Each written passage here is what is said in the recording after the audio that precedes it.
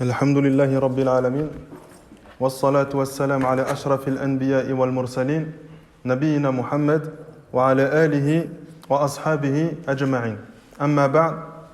Donc on va débuter le cours Inch'Allah Ta'ala sur les règles de Zakat al-Fitr et on va évoquer ensuite un sujet qui est très récurrent, qui est très évoqué, surtout avec l'avènement des réseaux sociaux où les gens commencent à ramener tous les avis qui sont présents dans les livres ou sur la toile et les mettre sur la toile, ce qui crée des fois chez certaines personnes une complication et une difficulté à comprendre certaines règles de la religion. Et ils n'arrivent pas à comprendre d'où viennent toutes ces divergences. Donc nous, Inch'Allah, on va évoquer ces points-là. Maintenant, est-ce qu'il est permis de donner autre chose que de la nourriture? Déjà, les savants, ils ont divergé en 3 points. Les premiers, et ceux qui sont le plus stricts, ils disent qu'il faut sortir que les 6 denrées alimentaires qui sont citées dans le hadith. Donc on a un hadith, vous avez vu le tableau, il n'évoque pas toutes les denrées alimentaires. Il en évoque en général 6. Et ces 6-là, en réalité, c'est les 6 qui sont cités dans le hadith du prophète sallallahu alayhi wa sallam. Donc le premier avis de savant, c'est que on ne sort pas autre chose que les 6 denrées alimentaires qui sont citées dans le hadith du prophète Mohammed sallallahu alayhi wa sallam. Celui qui sort autre chose, alors il ne s'est pas réellement acquitté de zakat al-fitr. Le deuxième avis, il va à son opposé, il dit que tu as le droit de sortir autre chose que la nourriture. Ils disent que tu as le droit de sortir de l'argent ou même des habits, pour certains d'entre eux, pour le pauvre. Le troisième avis, et Allah alam, c'est cet avis-là qui est le plus juste, c'est qu'il est permis de sortir les 6 denrées qui sont citées dans le hadith et toute autre denrée alimentaire en fonction du pays dans lequel toi tu vis. Donc si dans un pays il consomme beaucoup de riz, alors tu sors cette denrée alimentaire qui est répandue dans le pays. Si dans un autre pays c'est une autre denrée alimentaire, alors forcément ils n'ont pas l'accepter. Par exemple, si on prend les Africains, pour ceux qui, maintenant il y a beaucoup de camps de migrants, si tu leur ramènes du couscous, nous c'est une nourriture peut-être pour les Maghrébins qui est répandue, mais eux ne la mangent pas. Donc tu vas leur donner une nourriture qu'ils ne consomment pas. Et ça, c'est un point sur lequel il faut faire attention. Donc tu donnes les denrées alimentaires qui sont citées dans le hadith. Si tu veux donner plus, assure-toi que ce plus est consommé par la personne à qui tu donnes. D'accord? Eux, les Africains, ils mangent quasiment que du riz. Et à chaque fois qu'on a ramené autre chose, du riz ou de la viande, taban, mais à chaque fois qu'on ramène autre chose que du riz, des pâtes ou autre, ils ne le consomment pas trop. Donc assure-toi de donner à chaque fois les denrées alimentaires que eux mangent le plus. Donc là, on a ces 3 avis. Pour sortir de toute divergence, avant d'évoquer les divergences, pour sortir de toute divergence, tu sors en zakat al-fitr les 6 denrées qui sont citées dans le hadith. Tu sors de toute divergence.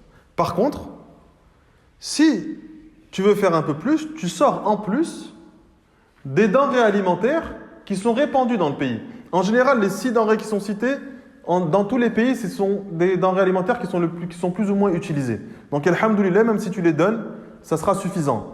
Mais il est quand même mieux et préférable pour que tu sois apaisé et sûr, tu sors les 6 denrées qui sont citées dans le hadith, que ça tu sors de toute divergence.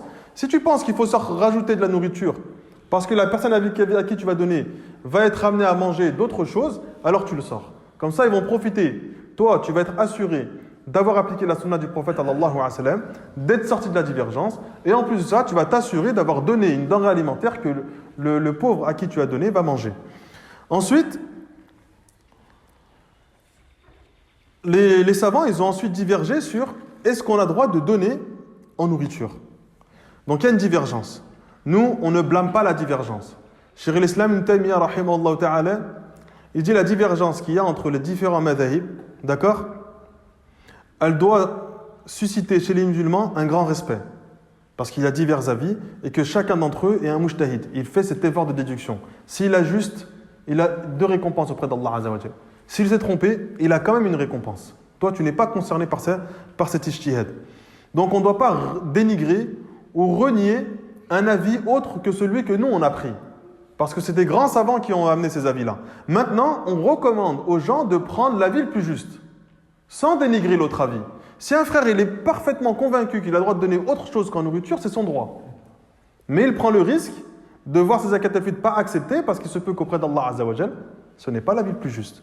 Si toi tu prends l'avis qui te fait sortir de la divergence, peu importe l'avis que tu as pris, auprès d'Allah subhanahu wa ta'ala, tu en seras récompensé parce que tu as fait le nécessaire. Pour comprendre cette divergence, il faut comprendre des règles d'usul fiqh. Celui qui ne comprend pas les règles de fiqh, il ne peut pas comprendre la divergence. Et on est obligé de les évoquer. Les savants, ils ont divergé. Est-ce que les obligations, elles relèvent de la pure adoration, d'accord? Ou est-ce que des fois, il y a des causes qui sont liées à cette adoration? Et quand je vais citer des exemples, vous allez mieux comprendre. Il y a des adorations, c'est une pure adoration. C'est-à-dire que Allah Azza wa Jal, il teste par cela ta soumission. Les manasik que tu fais pendant le Hajj, le fait que tu ailles à Muzdalifa, que tu dormes à Mina, que tu jettes le Jamarat. On ne comprend pas réellement pourquoi Allah Azza wa Jal nous demande de faire cela. Mais pour tester notre soumission, on effectue. Donc lorsqu'on fait le Hajj, on effectue les rituels du Hajj exactement comme le prophète nous l'a enseigné. Sans chercher à comprendre, mais pourquoi on dort là? Pourquoi on doit aller là-bas? Pourquoi on doit jeter Jamarat? Allah, il teste ta soumission. Il y a d'autres règles religieuses dans lesquelles le jugement est lié à une cause. Un exemple. La femme, lorsqu'elle est en période de menstrue, il y a des hadiths clairs qui informent qu'elle n'a pas droit d'entrer à la mosquée. D'accord? Parce que elle peut ramener une impureté dans la mosquée. C'est-à-dire que si son sang coule, elle va tacher la mosquée et ramener cette impureté. Donc, ceux qui voient que cette interdiction et ce délaissement, c'est une adoration pure. Peu importe la cause, on s'en fiche. On applique la règle. D'autres, ils vont dire non, il y a une cause qui est rattachée à celle-ci. Et si cette cause disparaît, alors le jugement change. Si la femme, elle s'assure de ne pas tacher la mosquée lorsqu'elle vient à la mosquée, alors ce n'est plus interdit. Parce que la raison qui a rendu cette chose interdite, c'est le fait qu'elle puisse tacher la mosquée. Et donc certains savants ont lié des causes à certaines adorations, à certains interdits. Vous avez compris ou pas? Un autre exemple. Le prophète, alayhi salatu wassalam, il a interdit à la femme de voyager sans mahram, sans tuteur légal. Pourquoi? C'est pour sa sécurité. La raison de cela, c'est que si elle voyage seule, elle va être dans une insécurité. Si lui arrive un problème, elle sera dans l'incapacité de défendre ou des fois dans l'incapacité de se débrouiller, sans la présence d'un homme. C'est la raison. Les savants, ils ont dit que si maintenant la femme, elle voyage et qu'elle se trouve dans une sécurité, mais sans mahram, avec un groupe de musulmans, donc s'il y a un problème, ils peuvent la défendre. Et si elle est en difficulté, ils peuvent essayer de subvenir et de l'aider dans cette difficulté. Est-ce que ça devient toujours haram ou est-ce qu'à ce moment-là, ça devient permis? Ceux qui ont pour avis que c'est une adoration pure, peu importe la cause, ils vont te dire c'est haram. Pourquoi? Parce que au temps du prophète sallallahu alayhi wa sallam, il y avait les compagnons. Il n'y a pas une femme qui peut être plus en sécurité qu'avec les compagnons. Et il n'est pas venu qu'une femme voyageait seule avec les compagnons. Donc ceux qui avancent le fait qu'elle a le droit de voyager dans un groupe d'hommes, d'accord? Parce qu'elle se trouve en sécurité, on va lui évoquer qu'il y avait les femmes au temps du prophète qui étaient avec les hommes avec lesquels elle pouvait être le plus en sécurité, qui étaient les compagnons, et c'est jamais arrivé d'eux. Mais quand même, certains savants ont évoqué cela. Si une femme voyage et qu'en plus de ça, elle a atteint un âge de vieillesse où elle n'est pas une tentation pour les autres hommes, elle se trouve dans cette sécurité, alors elle a droit. Pourquoi? Parce que cette interdiction de voyager sans mahram, elle est liée à une cause. Si cette cause disparaît, alors le jugement change. C'est pour ça que certains savants ils disent que le jugement, il peut changer selon l'époque. Le jugement d'une chose, certaines fois, il peut changer selon l'époque. On ne va pas passer d'un truc extrêmement halal à un truc extrêmement haram dans lesquels les savants sont unanimes, comme le fait de porter le voile ou autre, d'accord? Mais dans certains sujets, en fonction de l'époque, ça peut être amené à changer. Et le voyage sans mahram, il est concerné par cela, parce qu'il y en a qui disent que maintenant le voyage est beaucoup plus rapide qu'à l'époque du prophète alayhi salatu wassalam. Une femme qui voyageait de Médine jusqu'à Mecca, ou de Mecca jusqu'à Médine, le temps était là beaucoup plus long qu'un voyage qu'elle fait maintenant rapidement en avion. Et la sécurité est beaucoup plus préservée si elle le fait en avion que si elle passe des jours dans le désert à voyager. Elle peut se trouver vers des brigands, des animaux qui peuvent lui porter préjudice ou peut-être lui causer la mort. Donc le jugement, il peut changer en fonction de l'époque et de l'évolution de l'époque dans laquelle tu vis. Ça, c'est dans les sujets de divergence. Maintenant, il y a des sujets sur lesquels ça reste figé. On ne change pas. Parce que c'est une révélation d'Allah subhanahu wa ta'ala, comme le port du voile, comme la prière ou autre. Vous avez saisi ou pas? Pour Zakat al-Fitr, c'est la même chose. Les gens, ils ont dit, c'est quoi l'utilité? Quelle est la raison pour laquelle Zakat al-Fitr a été rendue obligatoire?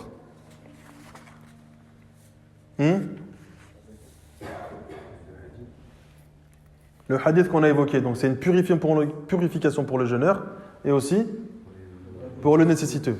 Eux, ils disent que, étant donné que l'objectif de Zakat al-Fitr est de satisfaire le besoin de celui qui reçoit cette Zakat al-Fitr, des fois, ce besoin-là, il peut changer. C'est-à-dire que si lui, il a de la nourriture, mais qu'il a un besoin autre que la nourriture, comme des vêtements ou de l'argent, parce qu'on vit à une époque où l'argent il peut être utilisé pour d'autres dépenses primordiales à la famille, alors le jugement il change. Voilà pourquoi il se base. La divergence, elle vient de là, sur cette règle religieuse.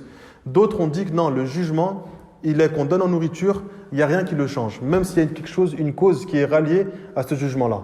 Pourquoi? Parce qu'ils partent du principe que l'adoration, c'est une révélation d'Allah subhanahu wa ta'ala, de son prophète Mohammed sallallahu alayhi wa sallam, et c'est une pure adoration. On l'applique, peu importe ce qui est lié à elle, on l'applique. Même si la cause qui a rendu cette chose haram, elle disparaît. Par exemple, on n'a pas le droit de manger du cochon.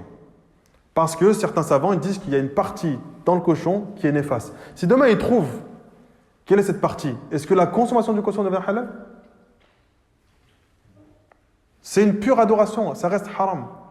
D'autres savants ont dit qu'il n'y a rien dans le cochon qui est néfaste. C'est qu'Allah veut tester notre soumission. Est-ce que tu vas obéir à ne pas manger cette nourriture ou est-ce que parce qu'il n'y a rien de néfaste pour toi, tu vas la manger? D'accord? L'avis le plus juste, c'est qu'il y a dans chaque jugement religieux, il y a un bienfait pour l'humanité.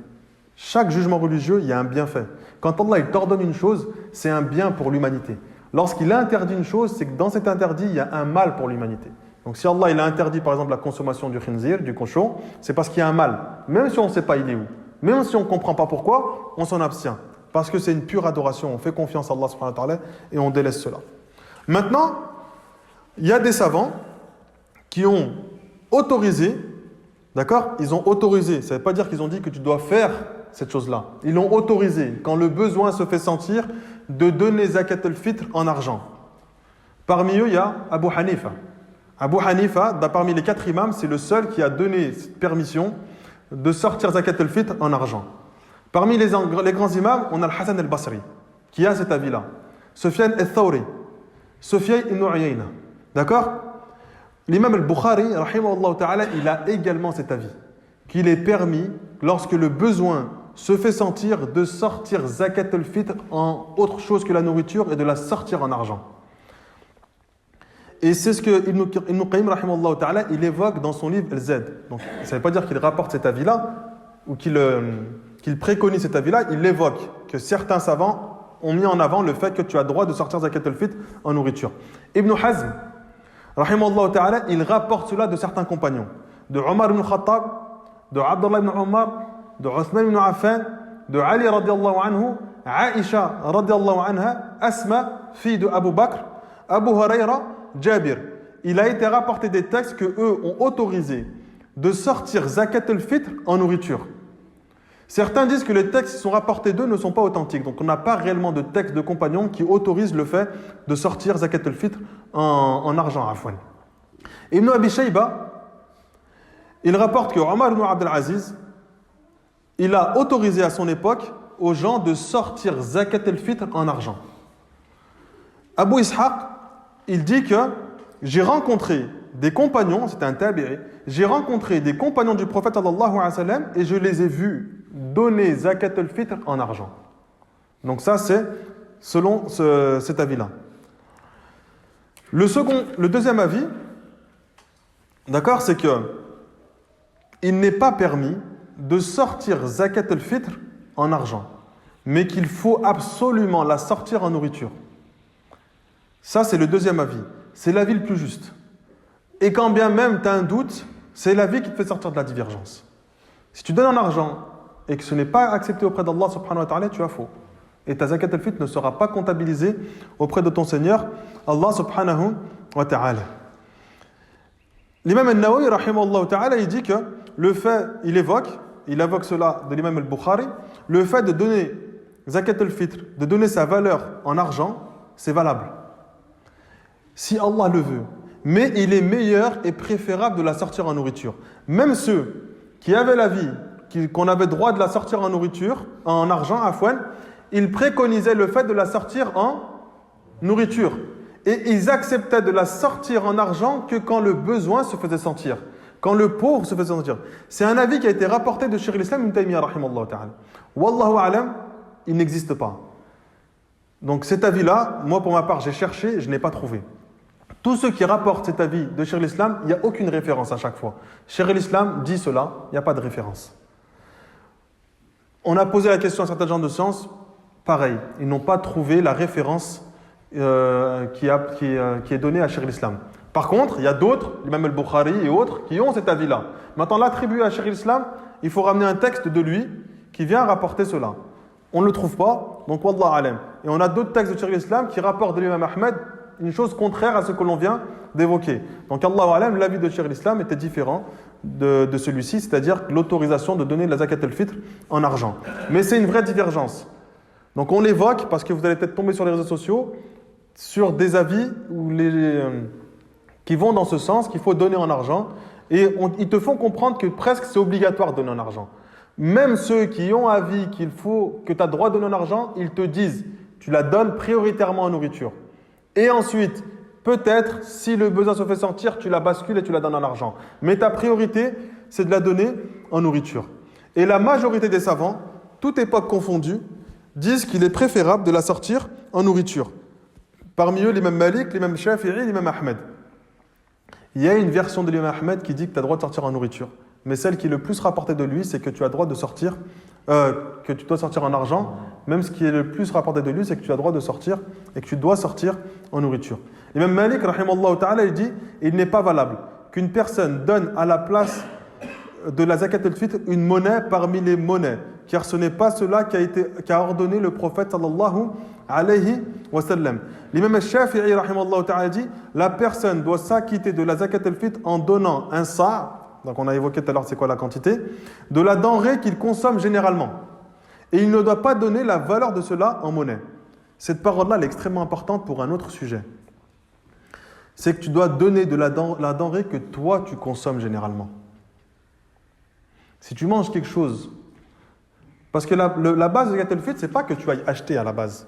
C'est que tu prennes de la nourriture de chez toi, que tu as en plus, et que tu la donnes. Donc tu vas donner aux gens ce que toi, tu consommes. Si tu achètes des pâtes de qualité... Tu ne vas pas prendre des pâtes où il y a le pouce tout en bas là. Parce que ce n'est pas ce que toi tu manges. Et à partir de là, on va se rendre compte que les 5 euros, les 7 euros, ce n'est pas fiable. Parce qu'en fonction de ce que tu vas consommer toi, ça peut varier. Il y en a, 7 euros, ce n'est pas suffisant parce qu'ils consomment plus. La qualité des produits qu'ils prennent va au-delà de 7 euros. Il y en a, ils consomment moins. Il y en a, la qualité des produits qu'ils prennent, c'est 2-3 euros. Pourquoi tu veux l'imposer à donner 7 euros ? Pourquoi celui qui consomme 10-15, tu veux lui faire donner 7 euros ? Donc ça me prouve que, je ne sais pas sur quoi ils sont basés les 7 euros. Allah alam, c'est sur des menus tacos. Toi, tu dois donner ce que tu manges. Si tu manges des produits de très bonne qualité, tu donnes des produits de très bonne qualité, même si tu les achètes. La base, c'est que tu donnes de ce qu'il y a chez toi, d'accord ? Mais si tu vas en acheter, tu donnes la même chose que toi tu consommes. Si tu consommes des produits très modestes, tu donnes des produits très modestes. Si tu consommes des produits très chers, alors tu vas donner de ces mêmes produits très chers. C'est pour ça que l'imam Shafi'i dit que tu donnes un sa' de la denrée qu'il sans S consomme généralement, que toi tu consommes généralement.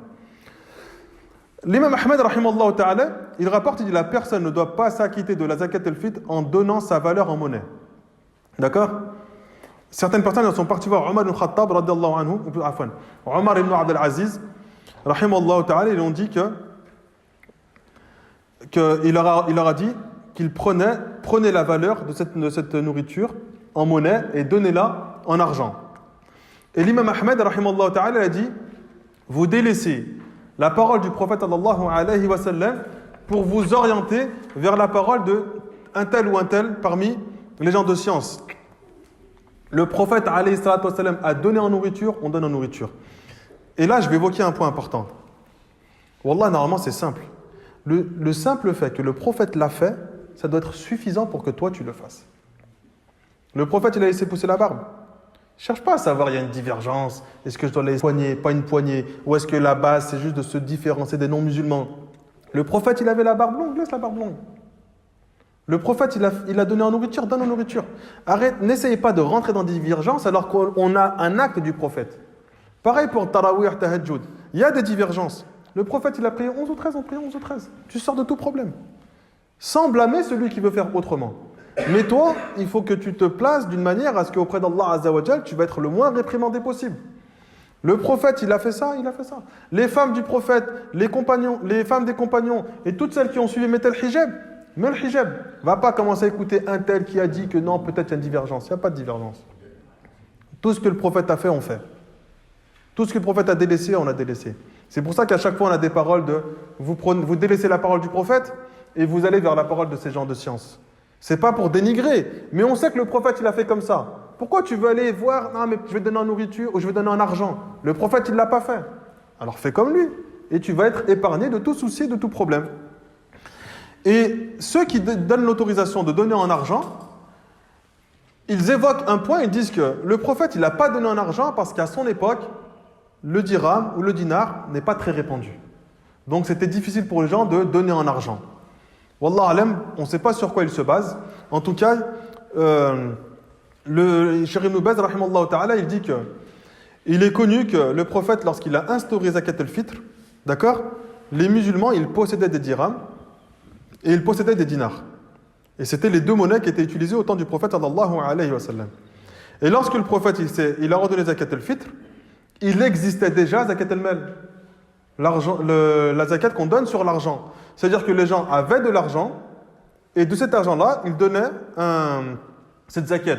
Donc l'argument de au temps du prophète, il n'y avait pas beaucoup d'argent, donc il a basculé cela en nourriture, c'est un argument qui n'est pas fiable. Parce que zakat al-Mal, ça a été mentionné par le prophète sallallahu alayhi wa sallam. D'autant plus que celui qui donne zakat al-Fitr en argent, il aura fait ressembler cette adoration à zakat al-Mal. Il a pu distinguer les deux choses. Or, nous, on a des révélations d'Allah subhanahu wa ta'ala de donner zakat al-Mal en argent. Celui qui autorise zakat al-Fitr en argent, alors que le prophète il l'a donné en nourriture, on va dire que le jour où toi tu dois donner zakat al-Mal, tu vas la sortir en nourriture. Pourquoi ça deviendrait interdit dans ce cas-là? Donc celui qui a de l'argent, il va prendre la somme qu'il a donnée, par exemple 1000 euros de zakat, et il va dire je vais acheter 1000 euros de nourriture, je vais donner. On a des textes clairs. Le prophète, il donnait en argent, donne en argent. Le prophète, il donnait celle-là en nourriture, donne-la toi en nourriture. Et tu sors de toute ambiguïté. Même s'il y a une divergence, même si parmi eux, c'est les plus grands savants, l'imam al-Bukhari, Sufyan al-Thawri, Sufyan ibn Uyayna, Abu Hanifa, des grands savants. Mais la perfection appartient à Allah subhanahu wa ta'ala. Ils peuvent être amenés à se tromper. On ne blâme pas leur avis, on ne dénigre pas les personnes, même celles qui veulent prendre cet avis-là, mais on oriente les gens vers l'avis qui te fait sortir de la divergence et l'avis qui est le plus juste. Cheikh Al-Albani, rahimahullah ta'ala, il dit celui qui évoque le fait que donner zakat al-fitr en argent, c'est meilleur à notre époque, il est tombé dans deux blâmes. On va le blâmer de deux manières.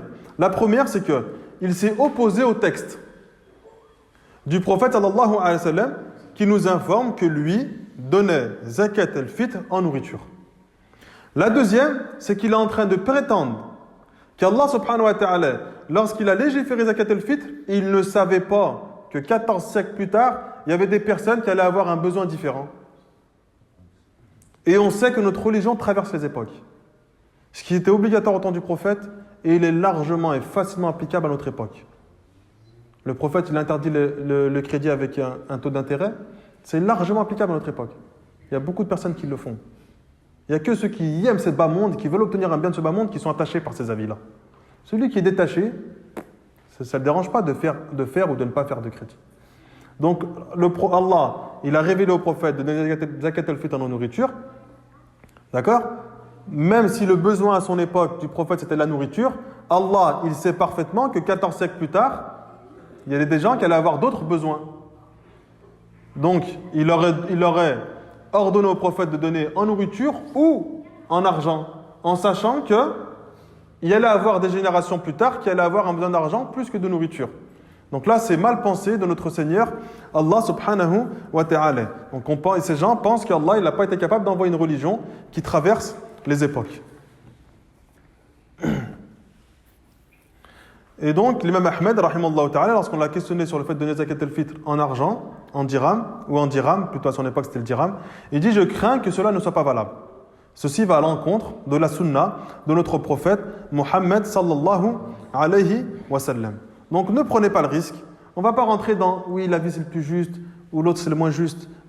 On sait que la vie le plus juste c'est donner en nourriture prioritairement parce que c'est celui-ci que le prophète faisait. Et c'est ça qui va te faire sortir de la divergence. Si tu sors de la divergence, tu sors de tout problème. En plus, on a évoqué le fait de fixer un prix unique, c'est pas fiable. On ne sait pas sur quoi il se base. Il y a des personnes qui ont la capacité et qui mangent chez eux pour plus de 7 euros. Donc on va les restreindre à donner 7 euros. Il y en a qui mangent pour moins que 7 euros. Il y en a, on sait que cette zakat al-fitr, elle est obligatoire sur le pauvre. D'accord? Un pauvre qui a lui, sa femme, il a 3-4 enfants. Si tu lui demandes de payer 7 euros, il va sortir une cinquantaine d'euros. D'accord? S'il sort pour ça, lui, sa femme, ses enfants, il va sortir pour une cinquantaine d'euros. Peut-être plus s'il a plus d'enfants, ou moins s'il a moins d'enfants. Alors que si tu lui demandes de sortir en nourriture, il aura largement la capacité, parce que ça va lui revenir beaucoup moins cher en réalité. Parce que la nourriture, il l'a chez lui. Il va pouvoir, il sait qu'il a suffisamment pour un jour et une nuit, et il va donner ce qu'il est capable de donner. Si il peut donner que pour 2 membres de sa famille, c'est toujours ça de donner. Mais si tu lui imposes une cinquantaine d'euros alors qu'il a une femme, des enfants une femme et plusieurs enfants, il va être dans l'incapacité de la sortir. On dirait qu'ils ne sont pas conscients de cela. Il fixe 7 euros et prenez toujours garde à ceux qui demandent l'argent. Wallah, vous ne savez pas où l'argent il part. Tu vas le donner à quelqu'un, il va acheter des cigarettes avec. Ça existe. Des pauvres qui ont d'autres priorités. Un vrai pauvre, tu donnes de la nourriture, il prend. Un faux pauvre, la nourriture c'est un peu dur. Tu dis, ah, t'as pas un peu d'argent? Et tu vas le voir, il sort d'un tabac après. On ne blâme pas son acte. On blâme son acte, Afwan. On ne va pas le blâmer lui directement et tout ça. Mais il y a des gens, ils ont d'autres priorités. Toi, tu vas donner zakat al-fitr en argent et lui, il va le dépenser dans autre chose que ce qui est voulu. Allah, il ne t'a pas demandé de lui donner à lui pour qu'il aille dépenser dans des choses qui sont dérisoires ou des choses qui ne sont pas importantes. Le mieux, donne en nourriture et fais une sadaqa avec ton argent. Ça ne coûte pas très cher une zakat al-fitr. Donc donne et fais une sadaqa en argent, comme ça tu sors de tout problème. Si vraiment tu penses que le pauvre il a d'autres besoins que la nourriture, donne-lui la nourriture et donne-lui de l'argent. Comme ça tu sors de toute ambiguïté, de tout problème. Ne pas se priver de khayr, de toujours les gens ils veulent faire un choix. Est-ce qu'on doit faire ça? Est-ce qu'on doit faire ça? Est-ce que pendant le Ramadan c'est mieux de lire ou c'est mieux d'apprendre? Fais tout. Fais tout ce que tu es capable de faire. Donne la nourriture et donne de l'argent. C'est facile.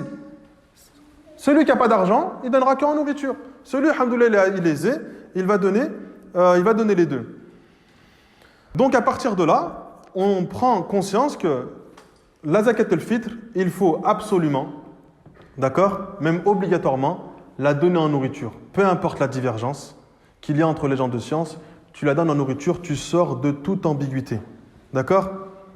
Même si tu vois un pauvre qui a d'autres besoins, alors tu lui donnes de la nourriture et ensuite tu leur rajoutes un surplus d'argent et tu n'en seras que plus récompensé auprès de ton Seigneur, Allah subhanahu wa ta'ala.